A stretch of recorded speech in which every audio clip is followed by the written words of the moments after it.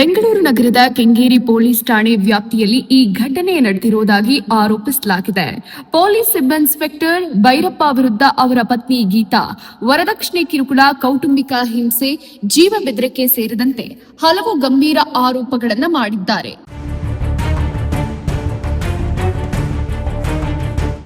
ವಕೀಲೆಯಾಗಿರೋ ಗೀತಾ ಅವರ ಹೇಳಿಕೆ ಪ್ರಕಾರ 5 ವರ್ಷಗಳ ಹಿಂದೆ ಮದುವೆಯಾಗಿದ್ದು ದಂಪತಿ 3 ವರ್ಷದ ಮಗಳಿದ್ದಾಳೆ. ಆರಂಭದಲ್ಲಿ ಜೀವನ ಸುಗಮವಾಗಿದ್ರು ನಂತರ ಪತಿ ತನ್ನ ಪೋಷಕರಿಂದ 50 ಲಕ್ಷ ರೂಪಾಯಿ ವರದಕ್ಷಿಣೆ ತರುವಂತೆ ಒತ್ತಾಯ ಮಾಡ್ತಾ ಇದ್ರು ಅಂತ ಆರೋಪಿಸಿದ್ದಾರೆ. ಇದರ ಜೊತೆಗೆ ದೈಹಿಕ ಹಲ್ಲೆ ನಡೆಸೋದು, ಆಗಾಗ ಜೀವ ಬೆದರಿಕೆ ಹಾಕೋದು ಕೂಡ ನಡೀತಾ ಇತ್ತು ಅಂತ ಹೇಳಿದ್ದಾರೆ. ಗೀತಾ ಅವರ ಮತ್ತೊಂದು ಗಂಭೀರ ಆರೋಪ ಏನಂದ್ರೆ, ಪಿಎಸ್ಐ ಭೈರಪ್ಪ ಸಾಮಾಜಿಕ ಜಾಲತಾಣ ಇನ್ಸ್ಟಾಗ್ರಾಂ ಮೂಲಕ ಹಲವು ಮಹಿಳೆಯರೊಂದಿಗೆ ಸಂಪರ್ಕದಲ್ಲಿದ್ದು ಮದುವೆಯಾಗೋ ಭರವಸೆ ನೀಡಿ ಖಾಸಗಿ ಸಂದೇಶಗಳನ್ನ ಕಳಿಸ್ತಾ ಇದ್ರು ಎನ್ನುವುದು. ಈ ಸಂಬಂಧ ಕೆಲವು ಮಹಿಳೆಯರು ತಮ್ಮನ್ನ ಸಂಪರ್ಕಿಸಿ ಚಾಟ್ಗಳ ಸ್ಕ್ರೀನ್ಶಾಟ್ಗಳನ್ನು ನೀಡಿದ್ದಾರೆ ಅಂತ ಗೀತಾ ಆರೋಪಿಸಿದ್ದಾರೆ. ಜುಲೈ 12ರಂದು ಕುಟುಂಬದ ಕಲಹ ಬಗೆಹರಿಸಲು ಗೀತಾ ಅವರ ತಂದೆ ಮನೆಗೆ ಬಂದಿದ್ದಾಗ ಕೊಡಲಿಯಿಂದ ಹಲ್ಲೆ ಮಾಡಲು ಭೈರಪ್ಪ ಯತ್ನಿಸಿದ್ರು ಅಂತ ಆರೋಪಿಸಲಾಗಿದೆ. ಅಲ್ಲದೆ ಸ್ಥಳೀಯ ರೌಡಿಗಳ ಮೂಲಕ ಜೀವ ಬೆದರಿಕೆ ಹಾಕಲಾಗಿದೆ ಎಂಬ ಆರೋಪವೂ ಕೇಳಿಬಂದಿದೆ. ಈ ಕುರಿತು ಕೆಂಗೇರಿ ಪೊಲೀಸ್ ಠಾಣೆಗೆ ದೂರು ನೀಡಲು ಹೋದಾಗ ಎಫ್ಐಆರ್ ದಾಖಲಿಸದೆ ಕೇವಲ ಎನ್ಸಿಆರ್ ಮಾತ್ರ ನೀಡಲಾಗಿದೆ ಅಂತ ಗೀತಾ ಆರೋಪಿಸಿದ್ದಾರೆ. ಆರೋಪಿ ಸಹ ಪೊಲೀಸ್ ಅಧಿಕಾರಿಯಾಗಿರೋ ಕಾರಣ ಕ್ರಮ ಕೈಗೊಳ್ಳೋಕೆ ಹಿಂಜರಿದಿದ್ದಾರೆ ಅನ್ನೋ ಆರೋಪವನ್ನು ಮಾಡಿದ್ದಾರೆ. ಇದರ ನಡುವೆ ಭೈರಪ್ಪ ವಿರುದ್ಧ ಈ ಹಿಂದೆ ಲೋಕಾಯುಕ್ತದಲ್ಲಿ ಕೈಗಾರಿಕೋದ್ಯಮಿಯೊಬ್ಬರಿಂದ 50 ಲಕ್ಷ ರೂಪಾಯಿ ಲಂಚಕ್ಕೆ ಬೇಡಿಕೆ ಇಟ್ಟ ಆರೋಪದ ಪ್ರಕರಣವು ಚರ್ಚೆಗೆ ಬಂದಿದೆ. ಈಗ ಗೀತಾ ಅವರು ಬೆಂಗಳೂರು ನಗರ ಪೊಲೀಸ್ ಆಯುಕ್ತರು ಹಾಗೂ ರಾಜ್ಯ ಪೊಲೀಸ್ ಮಹಾನಿರ್ದೇಶಕರಿಗೆ ಲಿಖಿತ ದೂರು ಸಲ್ಲಿಸಿ ನ್ಯಾಯಸಮ್ಮತ ತನಿಖೆ ನಡೆಸುವಂತೆ ಮನವಿ ನೀಡೋಕೆ ಮುಂದಾಗಿದ್ದಾರೆ.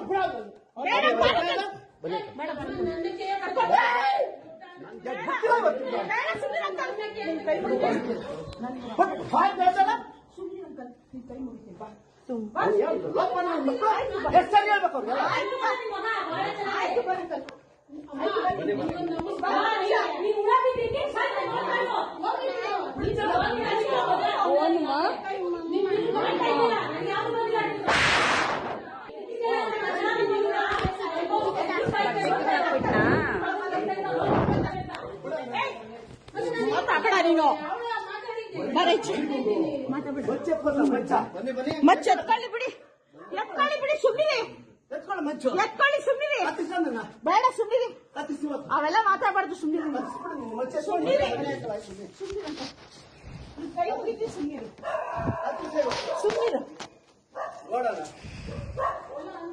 ಕತ್ತರಿಸ್ಲಿ ಬಿಡಿ, ಕತ್ತರಿಸ್ಲಿ ನೋಡ.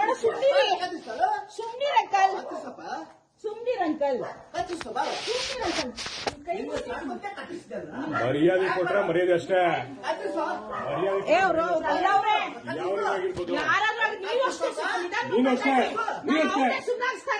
ಮರ್ಯಾದೆ ಕೊಟ್ರೆ ಮರ್ಯಾದೆ ಕೊಟ್ಟೆ ಮಾತಾಡ್ತಾ ಇರೋದು. ಅವನೇ ಸುಮ್ಮನಾಗ್ತಾ ಇರೋದು. ಸುಮ್ಮನೆ ನಿಲ್ಸ್ಕೊಡ್ರಿ.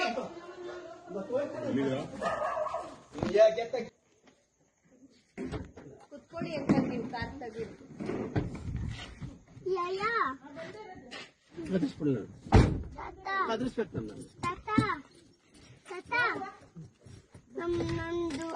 ನಮ್ಮಪ್ಪಂದು ಬೋದೆ ತಾತ, ನಮ್ಮಪ್ಪಂದು ಇವತ್ತು ಬೋದೆ ತಾತ. ಏನಿದ್ ಮೇಲೆ ಎತ್ತಕ್ಕಾಗ್ತಾ ಇಲ್ವಲ್ಲ ತಾತ? ಏನಿದ್ ಅಕ್ಕನ ಎತ್ತಕ್ಕಾಗ್ತಾ ಇಲ್ವಲ್ಲ ಇಲ್ಲಿ?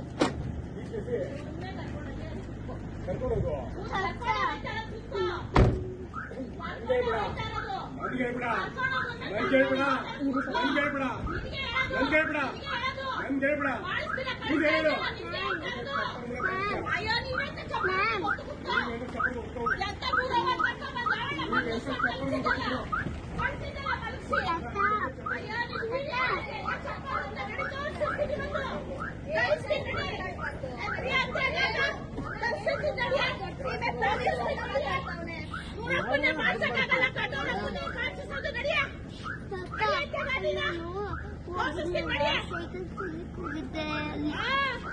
ಗಂಡ್ರಿ ನೋಡಿದ ಕಳ್ಸಾಗ ಪದ್ದೋದಿಲ್ಲ. ಹೋಗು ಬಾ ಅಂತ ಮಾತಾಡಕ್ಕೆ ಕರೀತಾರೆ ಬಾ. ಕರಿಯವ್ರು ಕತ್ತರಿಸೋದಷ್ಟು ಸಿನಿಮಾ ಹಾಕ್ಬಿಟ್ಟಿದ್ಯಾ ಬಚ್ಚ ಹಾಕ್ಕೊಂಡು. ರಕ್ಷಣೆ ಕೊಡ್ತಾರೆ, ಪೊಲೀಸರು ಇರ್ತಾರೆ. ಏನ್ ಮಾಡಿಲ್ಲ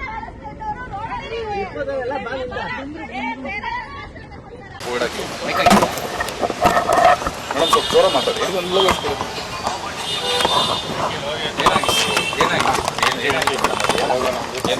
ತುಂಬ ಹಸ್ಬೆಂಡ್ ಆ್ಯಂಡ್ ವೈಫ್ ಕ್ಲಾಶಸ್ ಜಾಸ್ತಿ ಆಗ್ತಾ ಇತ್ತು. ಕ್ವೆಶ್ಚನ್ ಮಾಡಿದ್ದಕ್ಕೇನೆ ನಮ್ಮ ತಂದೆ ತಾಯಿ ನಾನು ಭಾಳ ಸಲ ಹಾಗೆ ಹೀಗೆ ನಿಮ್ಮ ಅಪ್ಪನ ಮನೆಗೆ ಹೋಗು ಅಂತ ತುಂಬ ಇದಾಗ್ತಾ ಇತ್ತು ಸರ್. ಸೊ ಹಾಗಾಗಿ ಮತ್ತೆ ಮನೆಯವ್ರು ದೊಡ್ಡವರೆಲ್ಲ ಕೂತಿ ಕಾಂಪ್ರೂವ್ ಮಾಡಿ ಮತ್ತೆ ಕಳಿಸಿದ್ರು. ಅದಾದಮೇಲೆ ಕರ್ಕೊಂಡೋಗಿ ಬಾಳಿಸ್ತೀನಿ ಅಂತ ಅವರೇ ಕರ್ಕೊಂಡು ಹೋದವರು ನೀನು ಇರಬಾರ್ದು ಮನೆಯಲ್ಲಿ. ನಾನು ಸುಮ್ಮನೆ ಕರ್ಕೊಂಡು ಬಂದೆ, ಯಾಕೆಂದರೆ ಕೋರ್ಟಲ್ಲಿ ತಪ್ಪಾಗಬಾರ್ದು ನನ್ನ ಮೇಲೆ ಅಂತ ನಾನು ಕರ್ಕೊಂಡು ಬಂದೆ. ಸೊ ಹಾಗಾಗಿ ನಾನು ನೀನೇ ಮ್ಯೂಚುವಲ್ ಆಗಿ ನನಗೆ ಡಿವೋರ್ಸ್ ಕೊಟ್ಬಿಡು, ಇಲ್ಲ ನೀನು ಹೊರಟು ಹೋಗು, ಅಥವಾ ನಿಮ್ಮ ತಂದೆ ತಾಯಿ ಹತ್ರ ದುಡ್ಡು ಇಸ್ಕೊಂಡು ಬಾ. ಯಾವಾಗಲೂ ಸ್ವಲ್ಪ ವರದಕ್ಷಿಣೆ ಜಾಸ್ತಿ ಕೇಳೋರು ಸರ್. ನಾನೊಬ್ಬ PSI ಆಗಿ ಒಂದು ಮನೆ ಕೊಡಿಸಿಲ್ಲ, ಒಂದು ಸೈಟ್ ಕೊಡಿಸಿಲ್ಲ, ಒಂದು 50 ಲಕ್ಷ ಕ್ಯಾಶ್ ಕೊಡಲಿಲ್ಲ, ಹಾಗೆ ಹೀಗೆ ಅಂತ ತುಂಬ ಯಾವಾಗಲೂ ಅದು ಟಾರ್ಚರ್ಗಳು ನಡೀತಾನೆ ಇತ್ತು. ಅವರು ಸಸ್ಪೆಂಡು ಆದಾಗ ಅವರು ತುಂಬ ಹಿಂಸೆ ಮಾಡಿದ್ರು ಸರ್. ನಿಮ್ಮ ತಂದೆಯವ್ರ ಹತ್ರ ಈಸ್ಕೊ, ನಿಮ್ಮ ತಂದೆಯವ್ರ ಹತ್ರ ಆಸ್ತಿ ಬರ್ಸ್ಕೊಂಡು ಬಾ, ಜಮೀನು ಬರ್ಸ್ಕೊಂಡು ಬಾ ಅಂತ ಎಲ್ಲ. ಸೊ ಹಾಗಾಗಿ ಅದರೆಲ್ಲ ಟ್ರೈ ಮಾಡಿ ತುಂಬ ಇದು ಮಾಡಿದ್ರು ಸರ್, ಹರಾಸ್ ಮಾಡಿ ಎಲ್ಲ ಥರನೂ ತೊಂದರೆ ಮಾಡಿದ್ರು.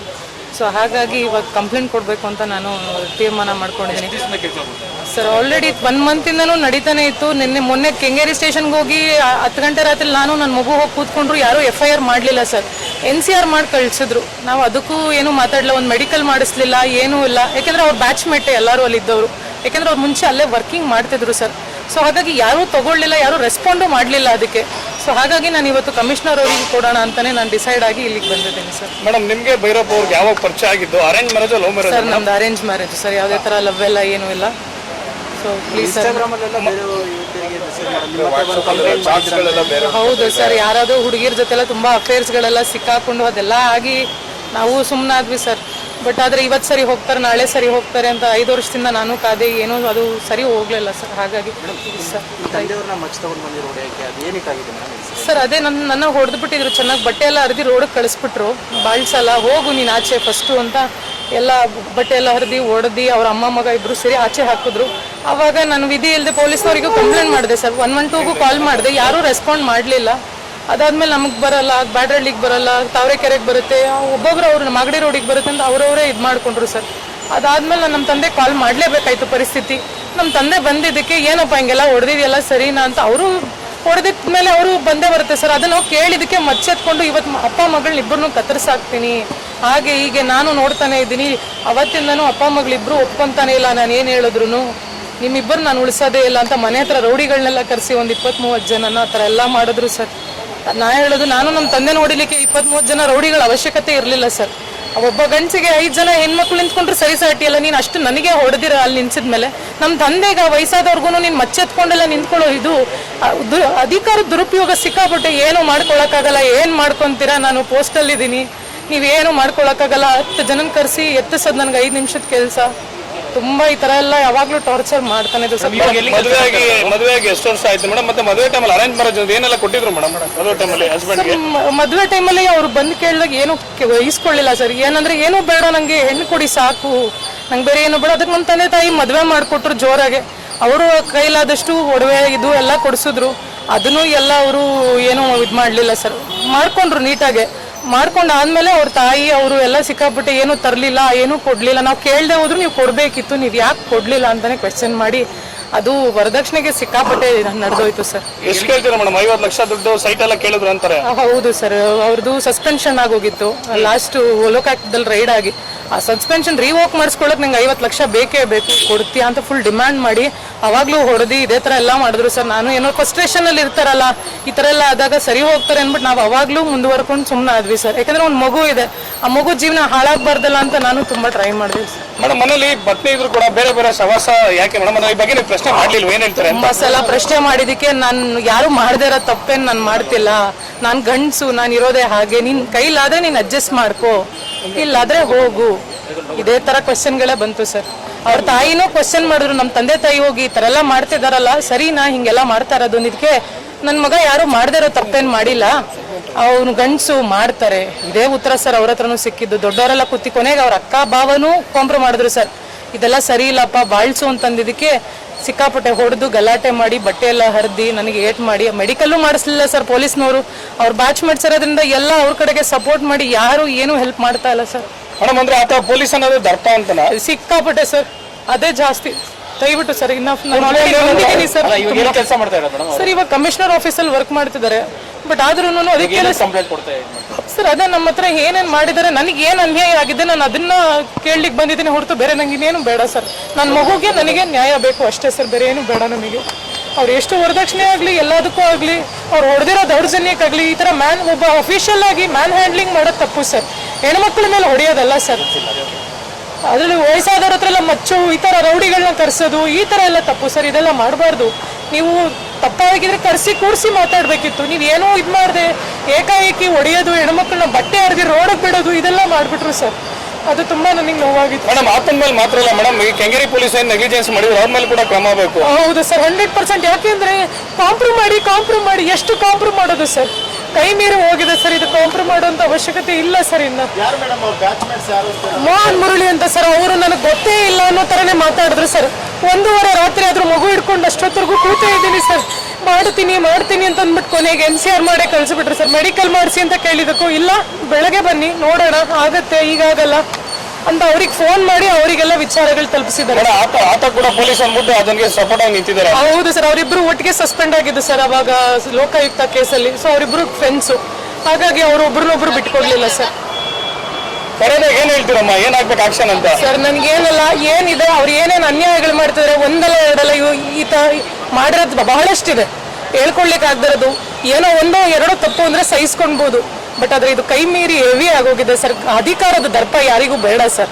ನೀವು ಅಧಿಕಾರಿ ಆದ್ರೆ ನಮ್ಮ ಸೇವೆ ಮಾಡಕ್ಕಿರೋದು, ಪಬ್ಲಿಕ್ ಸೇವೆ ಮಾಡ್ಲಿಕ್ಕೆ. ಅದು ಬಿಟ್ಬಿಟ್ಟು ಪಬ್ಲಿಕ್ ಮೇಲೆ ದೌರ್ಜನ್ಯ ಮಾಡಿ ಹೊಡೆಯೋದು ಬಡಿಯೋದು, ಸಿಕ್ದ ಮಾತು ಮುಂಚೆ ಮಚ್ಚು ಅದು ಇದು ಎತ್ಕೊಂಡು ಬರ್ತಾರೆ ಸರ್. ಯಾವಾಗ ನೋಡಿದ್ರು ಏನ್ ಮಾಡ್ಕೊಂತೀರಾ, ಬರೀ ಅವಶ್ಯ ಇದ್ದೇನೋ ಬರೀ ಕೆಟ್ಟ ಶಬ್ದಗಳೆಲ್ಲ ಜಾಸ್ತಿ ಮಾತಾಡೋದಾಗಿ ಸರ್. ಸೊ ದಯವಿಟ್ಟು ನಾನು ತುಂಬಾ ನೊಂದಿದ್ದೀನಿ ಆಲ್ರೆಡಿ. ಇನ್ನೊಂದು ನನಗೇನು ಹೇಳಲಿಕ್ಕೆ ಸಾಧ್ಯ ಇಲ್ಲ. ನನಗೆ ನ್ಯಾಯ ದೊರಕಿಸ್ಕೊಡಿ ಅಷ್ಟೇ.